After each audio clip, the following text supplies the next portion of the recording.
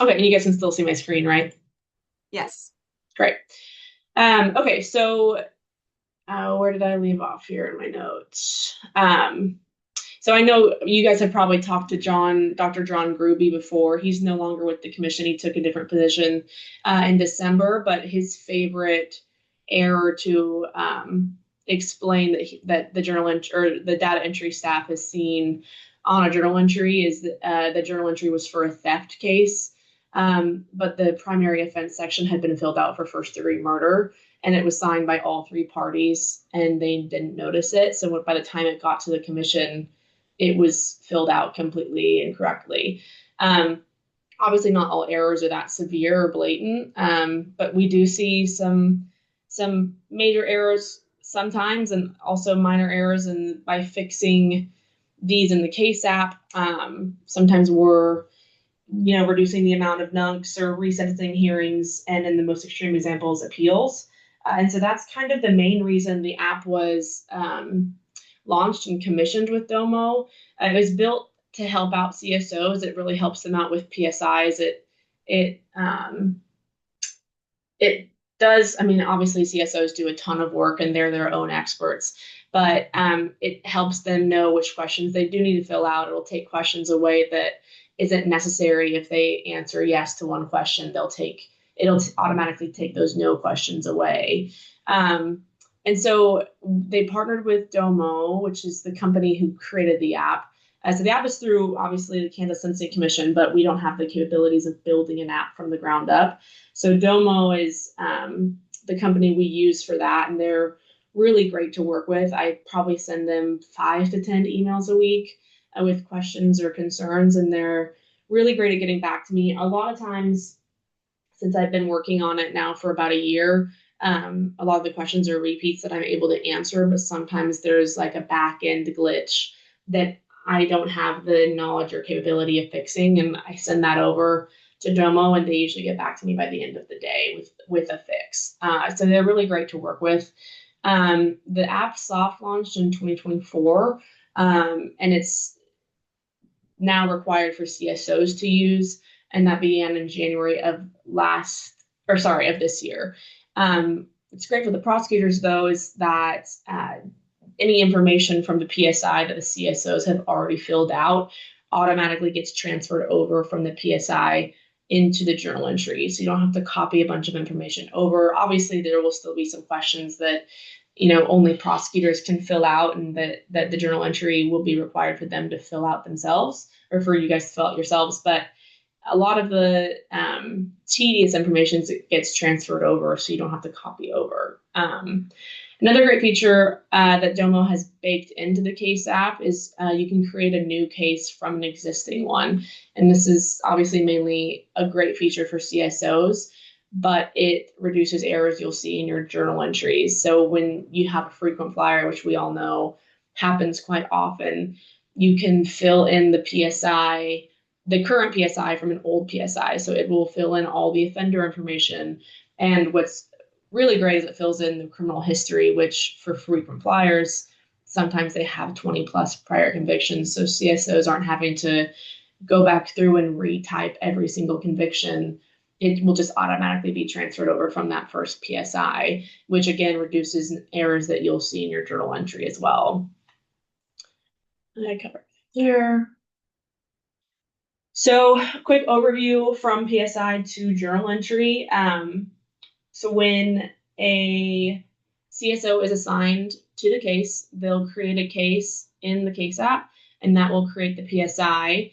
And when they put in the offense date, it will automatically select the correct form for them, so that they're no longer having to go through the motions of picking the right form, and there won't be any errors that way because it automatically does that for you. So any form version will automatically be picked based off the offense date.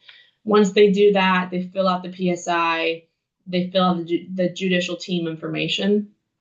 That assigns any upcoming forms to the correct person.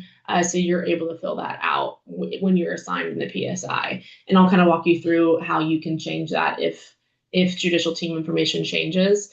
But once the CSO submits the PSI, the county attorney will receive a email that alerts them that a case is ready for their review.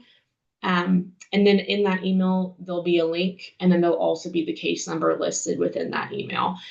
You can obviously click the link, and if you're already logged in on your browser, it'll take you straight to that case, the main page of the case by case number.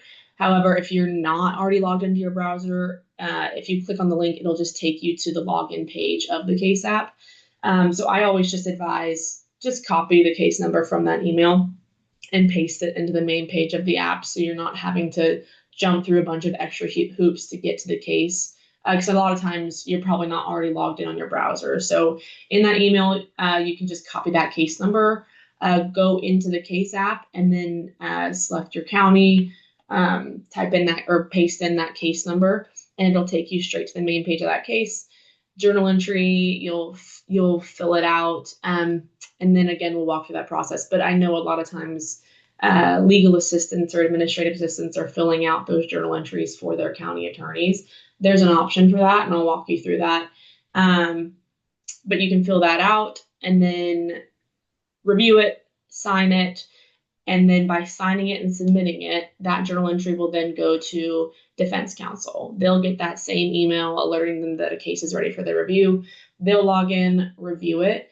If they find an issue with it, if there's something incorrect or something wasn't noted correctly from the hearing, they can click make an edit, and I'll walk you through this as well. But they'll suggest edits. It won't automatically send that straight through to the judge. When they suggest edits, they'll submit it. It will not put their signature on it yet, because it will go back to you as county attorneys for your review. And you're able to review those changes. You can either accept or reject their proposed changes. And Domo allows you to send edits back and forth as many times as you'd like. There's also a note box in that submit dialog box that will pop up where you can type out, I'm rejecting this edit because so-and-so, type in whatever reasoning. You can send as many edits back and forth. Once it's all cleared up, the journal entry is correct, the defense counsel has no more proposed edits.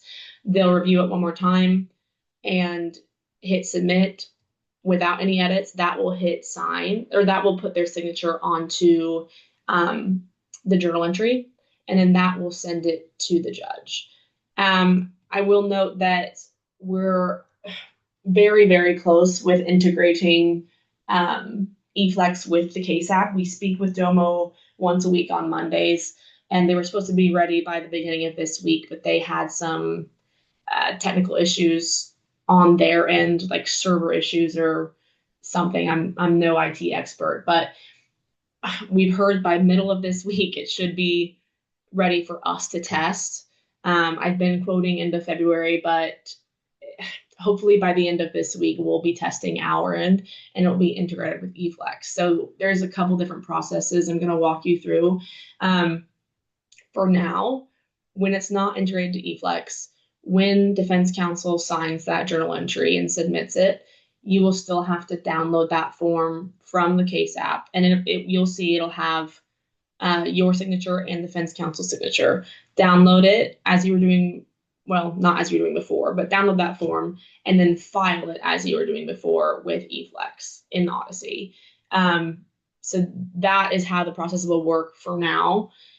Once it's integrated with eFlex, defense counsel's submission with their signature will automatically file it with eFlex and put it straight into the judge's queue as it does now when you file it separately. It'll just automatically go straight through to eFlex, put it in the judge's queue. The judge can sign it as they normally did or reject it as they normally did. If they reject it, it will go back through into the KSApp. And you can fix those edits there in the KSApp if the judge rejects it. So there's a couple different processes. I know it's a little tedious right now. Hopefully you won't have to deal with this. Hopefully by the time you all start filling out journal entries, it will be connected with eFlex. I would assume there's no way it won't be ready by the end of March, even in the next 2 weeks. But I just want to walk you through both processes in case you encounter either one. I know it's tedious to learn, but that's just an FYI I wanted to I'm letting everybody know in every training. But I think we're ready to go ahead and jump into the KSApp unless anybody has any initial questions right now. Um, no, I think I'll probably have a few as you show us kind of how it works. Okay. Specifically, will there be like a list of cases where we can see that we're like waiting on defense approval, or like a Yes, list of cases that like the judge has rejected that just gives us like a to-do list on further action? sure. Let me show you here. So I'm logged into my admin account right now. That's another thing we're testing at this moment. There's a change request that we're still testing on our end that will allow you to see all cases in your county and the status of them. It's not quite launched into the main app yet, but we're almost there with launching it into the main app. But it does show you a case log when you log in. Um, so you can see case number, county name, defendant name. This was a new addition, and then it'll show you case status. And so it'll say, like, what are some of them? I think when it's in defense, um, like when it's defense's turn, it'll say JE defense. When it's been signed by all parties, it will just say done. If it's been like rejected by judge, it will say judge declined. Um, they're pretty, the case status information is pretty self-explanatory, but it'll have that here. And let me log into my, it won't look like this when I log into my prosecutor account because, like I said, it's not launched quite yet into the main account. That's just what it shows for CSOs, and it will look exactly the same for county attorneys once it's launched. Does that make sense? Yes. So will all of the cases then be listed there without having to search the number? Correct. Yeah, you'll just have to select your county, and then they'll Gotcha. pop up. Okay, perfect. So I'm going to get into my prosecutor account, and I've filled out a Jackson County PSI, and the journal entry will not be factual based off any sort of law. I just filled it out so you can see the whole process. So it did pop up here with the case. So what it does do is shows you cases under your name. What it doesn't do yet is show you cases in the whole county. We had some counties request that they be able to see all journal entries that are open in their own county. And so that's what the change is. But it will still show you if you log in now, if you have any open cases under your name, it will show you those here as it does for CSOs. So this is the or the case that I started for the Jackson County training. So I'm going to go back and show you the main page. So this is what you're going to see when you log in and you type in that case number or just select it from the Jackson County dropdown. And you can download the PSI if you're wanting to see it as it looked before, and you can see it's the exact form as you're filling out now. The only thing that changes is your process of filling out the form. So if you prefer to see it this way, that's totally fine. You can just download, and it won't show you the full Social Security number there. So this is the confidential version. You can also download the public version, and it'll take out pages 4 and 5. And same thing with, well, nothing changes here anymore, but when it was still attaching the PSI to the journal entry, it did the same thing for PBJE and JE. Oh, where did it go? Go back. There we go. Okay, so I'm going to hop into the journal entry, but you can see it has the number of signatures here, 50%, because it's the prosecutor's turn to fill out the journal entry. It shows you the sentencing date, defendant name, and you can download any of these forms. You can also, obviously, nothing is filled out in the journal entry yet. All I've done so far is fill out a PSI so you can see how that was filled out and what it looks like when it's finished. But at any point while you're filling out a journal entry, if you're even halfway through, you can download it at any point. So if you would rather review it as you were doing before, because that's what you're used to, totally fine. You just need to download it and you can view it as it looked before. And obviously it's not completely filled out yet, but at any point you can do that. So we'll go ahead and hop into that journal entry. So as you can see, it's a bunch of information was carried over from the PSI: name, offender information, judicial team information.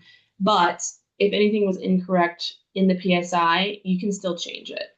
So it's not set in stone. You're still able to change it to whatever. If something was incorrect, if you don't want a whole amended PSI, you can do it this way. Still need to fill out some information clearly. Let's see, I want to make sure I cover everything that I've gotten some questions on.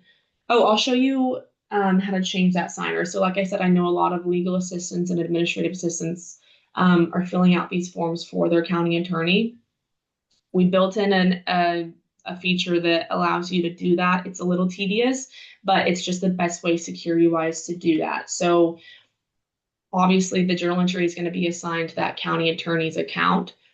What the county attorney will need to do is, if they want their legal assistant to fill out the form for them, they'll just need to get into that case, scroll down, click into the signer's box on the bottom left, and they can click into their name here.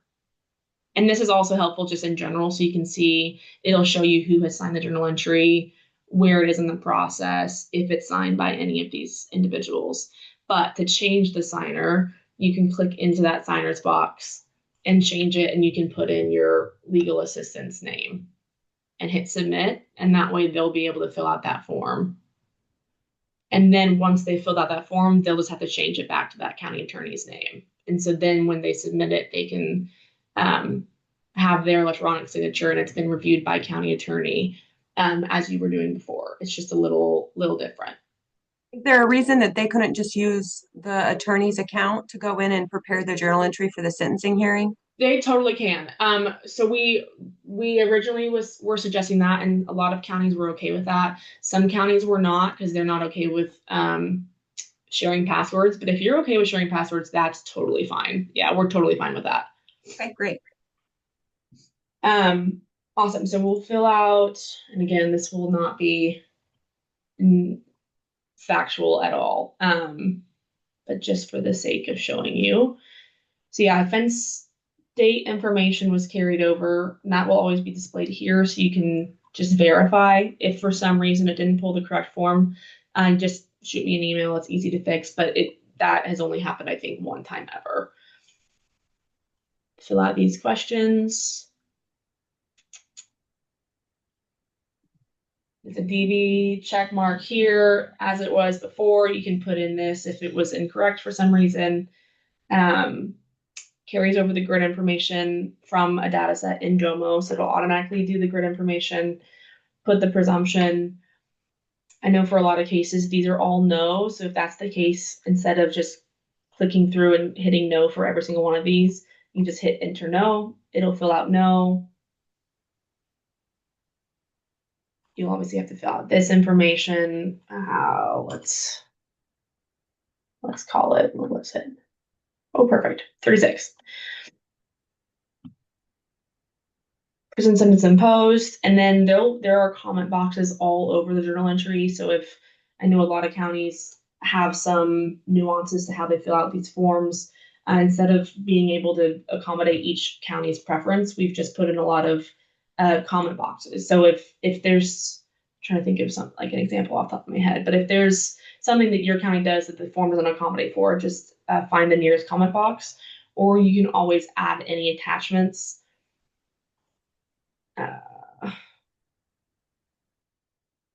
We'll add in this attachments just so I can show you. And you can click if it's confidential. If it has confidential information, you can click that check mark box. And when you download the public version, then this won't be displayed in that public version. So any managed attachments, comment boxes, those are there for you.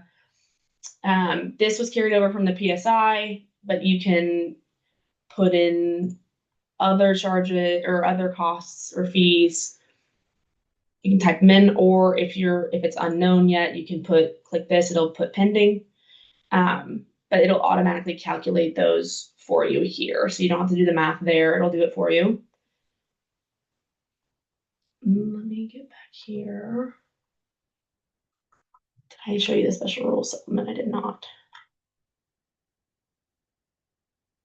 So if the PSI has a special rule, if they check that mark, this will also obviously be checked. But if they miss that for some reason, you can do that here. And it adds on that special rule supplement on the end, and then you can fill it out that way if you prefer. If it wasn't already done on the PSI, we'll take that away. I'm going back to my notes to make sure I show you everything I wanted to show you. Adds up for you, and then it also, you're able to put in restitution be paid at whatever rate, so per month for 1 month.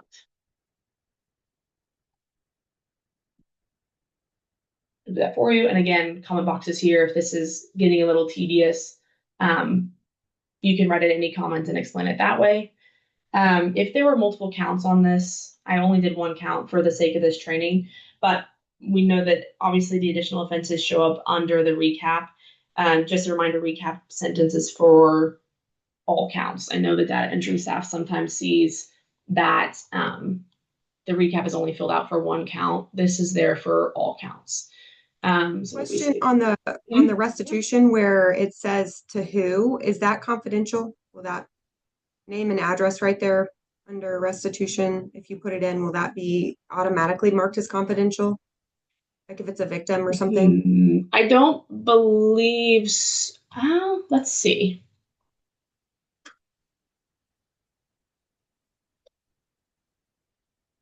My initial answer is I don't believe so.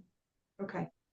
So if they're a victim, we should probably do just the name and leave the address out and then. Yeah, I would, because I think the reason they were doing these as confidential and public, the journal entry itself, is because for a while the PSI was required to be attached to the journal entry. And so the pages 4 and 5 were being taken out of the PSI when it was attached to here, but the journal entry itself was staying the same. So I downloaded the wrong one.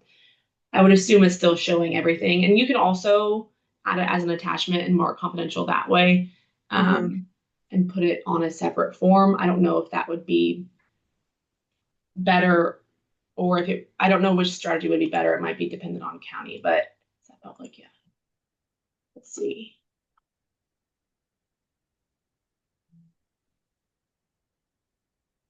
Yeah.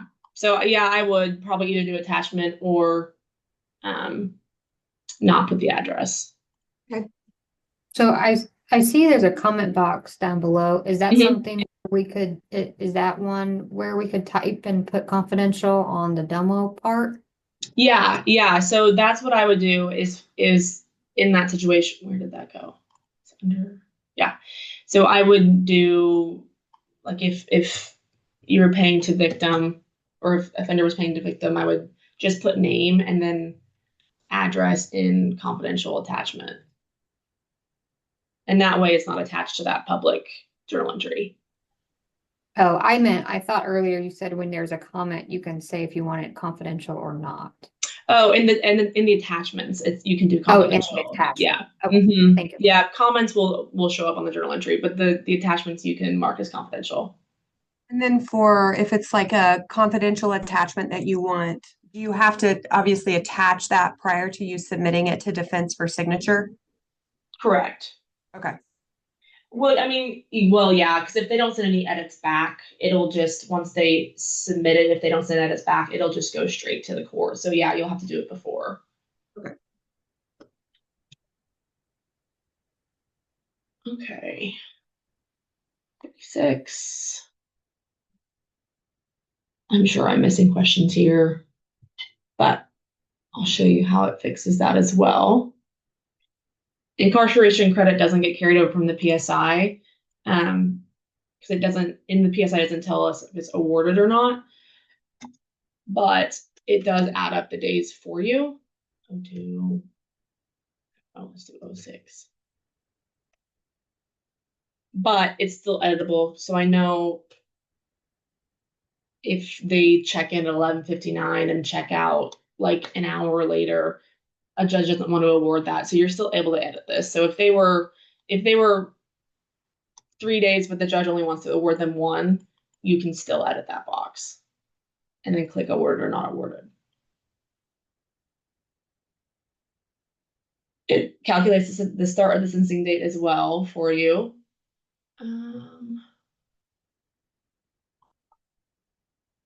There's no other counts, so we'll do that. Miscellaneous, mark as you were doing before. Same thing with the border box findings. Oh, let me see, make sure I covered everything. Yep. Okay. These aren't required, so if obviously no motion was made, you don't have to mark anything here. Also, all of the comment boxes are expandable. Obviously, if you type a novel, it's going to mess with the format of your form. But you can type quite a bit. They're expandable, and you can also paste into them. So if there's a comment from a document that you don't want to retype, you can just paste it straight over into those comment boxes. Registration supplement is attached to the end. Make sure I covered everything here. And then same thing, special rules, if that was marked, would attach at the end as well. And this is also nice. You can navigate using this contents box. So if you need to go back up and check the conviction information, you just click that heading. It'll take you straight to it. But let's see if we got everything. Nope.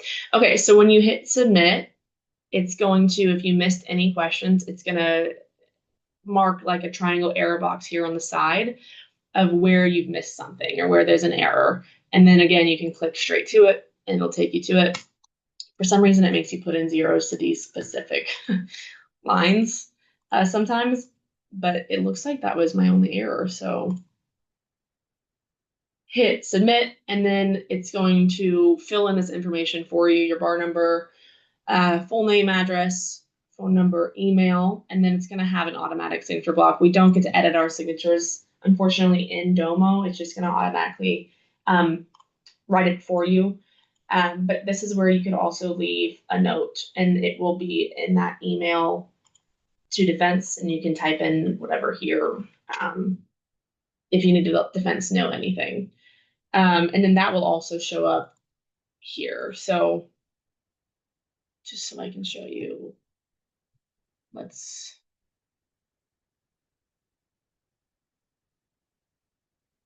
put it this way. So I checked everything, it all looks right. I'm going to submit it as county attorney. And it's then going to go, it's going to show you now it's in progress by the defense counsel. I'm going to jump into my defense counsel account just so I can show you the edit process so you're fully aware. I'm going to sign out. I have like 10 accounts. And also that email then did receive, the defense counsel's email, received the email letting them know that a case is ready for review. Drop down, it's going to show the same thing for them, but now it's going to show that the case status is now it's defense's turn to take a look. Open it.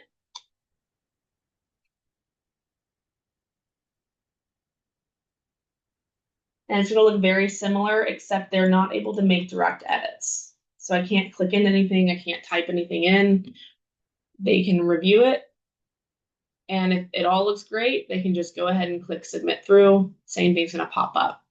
But if they find something wrong, if the criminal history is wrong, let's say the criminal history is wrong, you hit make an edit, or defense counsel would hit make an edit, and they say actually they were an F. So they're going to click that question, click it, submit change. It's going to mark it as orange. Let's say everything else looked fantastic. It's all correct. Submit change, leave a note. History incorrect.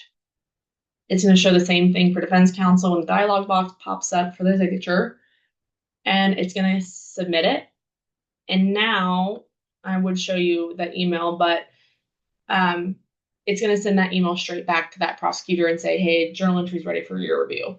I just got the email on my watch, actually. So what I'm going to do now is jump back into my prosecutor account. I know it's a little tedious showing you logging in and logging out, but I want everybody to see the full process from all sides. I'm going to jump back into that. Maybe. Okay, so it says defense declined, meaning they sent edits back. So that's the new case status. So that means it's ready for your review again. You're going to open it. And it's going to show you in the contents box whatever section was edited. So this little arrow means they've sent an edit back on something in that section. So you can jump straight to it. And it's going to show you in orange what it was changed to.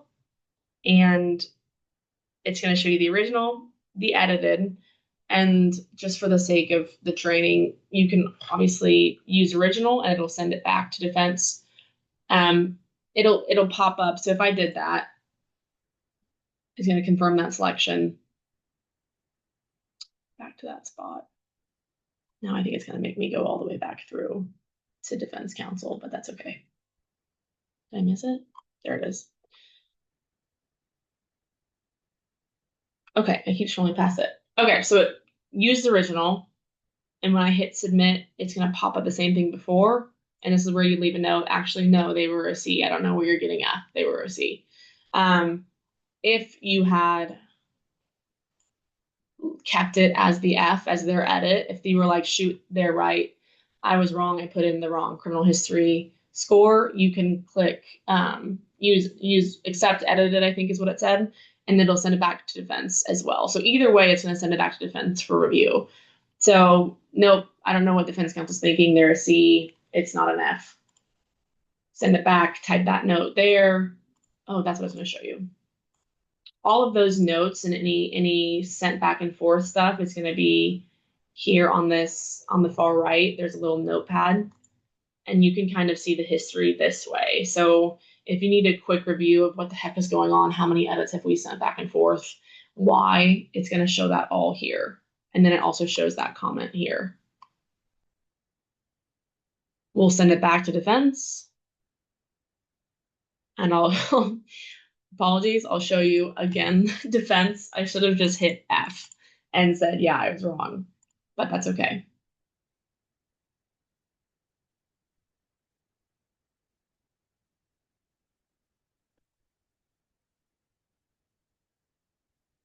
Back in defense's court, open it.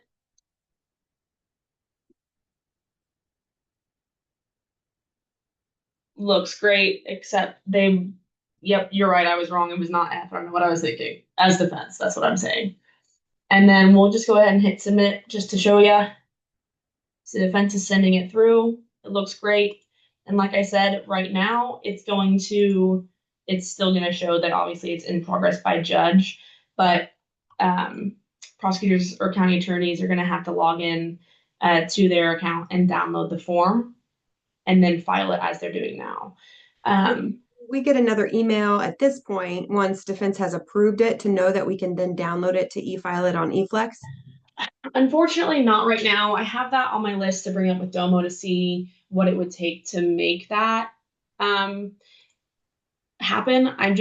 We're not super keen to do that because it's almost connected with eFlex, so it won't be super necessary once it's connected to know when you need to file. I know it might be useful though to receive an email when it's been filed once it's connected with eFlex. So that is on my list to bring up with Domo to see what it would take.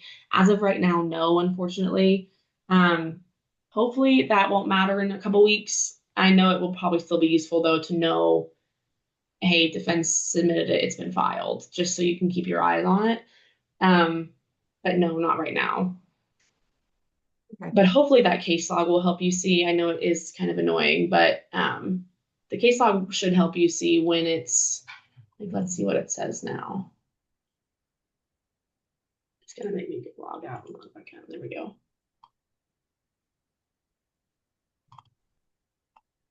Let's go back into my prosecutor account.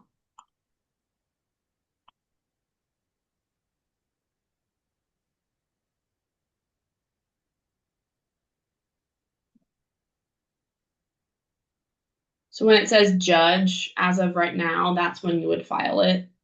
Okay. Open that and then, yeah, download it as before. And then you can file it that way. I don't know, since we haven't gotten to our training part yet, I don't know what the case status will say when it's been filed with eFlex. Like, I don't know if it'll say judge or if it will say filed. We haven't gotten our hands on the integration yet because they're still working on it. So we will have more information on what it will look like, and we'll send out a big message in this buzz feature over here, and you should get an email when it's been sent in here. And we'll have some detailed information on how that will work after it's filed with integration. I just don't have a ton of information at the moment because we haven't gotten our hands on it. But also, once it's been accepted by judge and signed and filed, another box will pop up here. You can click add PVJE, and it will automatically start a PVJE form here. And so then you can fill that out in the KSApp as well. And any relevant information will be carried over from the journal entry into that PVJE as well. So just a question, when legal assistants are preparing the journal entry prior to the sentencing and they're just going through and pre-marking everything, does it automatically save without them having to submit anything? Obviously, we wouldn't want them to submit it to defense with, so Sure. Is it like saving as you go without hitting save, or how do they save as they go? Yep, it'll save as you go. So you don't have to, there's no save button. It'll save as you go. Okay. So you can just, and we have seen some problems where some questions will be not marked that were marked before. Just check your internet connection before you like exit out of the tab. But yeah, it'll save automatically for you. Okay, great. But I think that was everything I had to show you. We have some time for some questions if there are any others. If not, I can let you have the rest of your lunch break. I don't think I have any. Oops. Does each attorney need to create a Domo account, or just the county attorney? Yeah, each person using the KSApp will need an account, because that's how it's assigned to. So if it's assigned to a specific county attorney, the PSI or the CSO will fill that information out in the PSIs, and it'll go to that account then. So you'll have to have an account specifically. And how would I create an account? You can shoot me if you want to shoot me an email, or even I could write down your name. I can shoot you an email if you want. Okay, yeah. So just the one on the screen. Yep. Shoot me an email, just your name, and well, I don't have your email when you email me, but and I can get an account started. When I do that, you'll receive 2 emails. You'll receive one email will have a link that will take you to the main page of the KSApp, and then the other email will take you to set up the rest of your accounts. Just keep an eye out for those. Sometimes they go to spam. They're not spam. You'll need those. Thank you. So it would be whoever is listed as the attorney on the PSI as to where it gets directed, which account. Correct. Yeah, but if you're filling in for a fellow county attorney, if they're out for some reason, that's when you would change that signer's box. Use that signer's box down there. Okay. Awesome. Any other questions? Christina, Denise, do you guys have anything? I don't think so. Nope, I'm good. Awesome. Well, thank you guys for having me. And let me know if you guys have any specific questions that come up when you start using the app, or if there's a specific issue on one specific case, just send me an email with the question and the case number, and I can take a look. I'm the only one answering KSApp questions right now since John Gruby no longer works. So it takes me about a couple days to get back to you, but I'm relatively quick. So just shoot me an email. And again, if it's a issue that only Dell can fix, they're really quick as well. So just let me know and then send me any emails of anybody you need to add as well, and I can get those started. Okay, that sounds great. Thank you so much. Yeah, thank you guys. Have a good day. You too.